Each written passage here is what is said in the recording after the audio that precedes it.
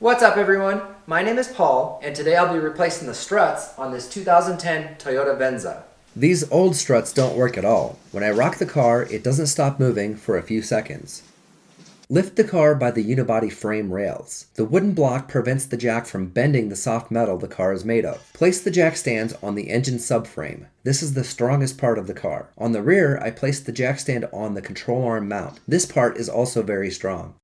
Let's start by taking all the wheels off. This takes a 21mm socket. The rear wheel was stuck, so I kicked it. I'll replace the front struts in this car first. I'm taking the ABS wire and brake hose off the strut. The sway bar link is attached to the strut and takes a 17mm socket. It looks like it wants to spin and it won't come off. I'm cleaning all the rust off with a wire wheel, then hammering a 6mm Allen key into the middle. Get it hot with a torch, then turn the nut with a 17mm wrench. I got it to turn, but I still can't unscrew it very far. At this point, cutting the sway bar link off and replacing it is my backup plan. I'm holding the backside with vice grips, then using the impact wrench. The vice grips didn't hold well enough. Back to the torch. This time the vice grips are tighter than before. I got it! The strut bolts are next. 22mm and 7/8 of an inch are almost the same size. I just didn't have a second 22mm socket. Take the strut bolts out and push the strut away from the spindle. The top strut bolts are hidden by the wiper cowl. You have to push a clip with a flathead screwdriver to release it.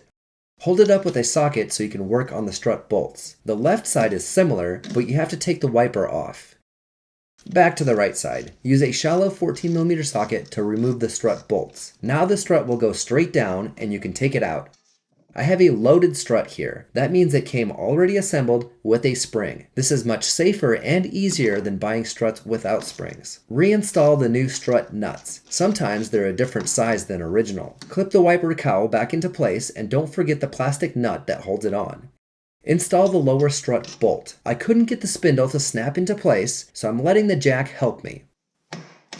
There we go. Start the nuts by hand, then you can tighten them with the impact wrench. The final tightening must be done by hand with a torque wrench. Reinstall the ABS wire and brake hose using a 12mm socket.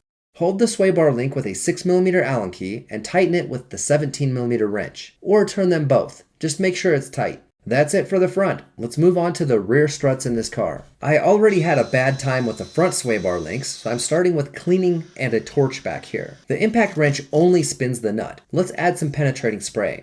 I was able to unscrew this sway bar link with a 5mm Allen key and a 14mm wrench. The ABS wire takes a 10mm socket, and don't forget about the brake hose. The rear strut bolts are the same size as the front. Wiggling the spindle makes the bolts easier to pull out.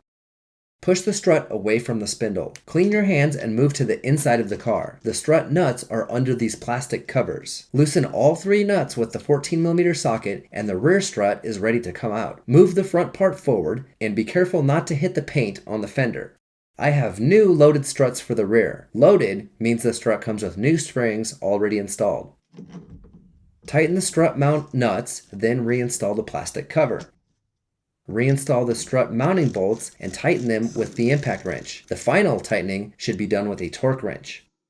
Reinstall the brake hose and don't forget about the ABS wire.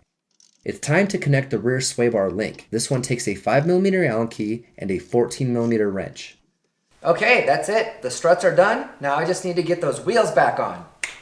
There we go. Now I can take the car off the jack stands. Torque the lug nuts to 80 foot-pounds. I tightened each nut a few times and make sure the torque wrench doesn't turn when it clicks. I'm taking the car for a test drive to let the suspension settle and to make sure I didn't mess anything up. Now when I rock the car, it stops moving right away.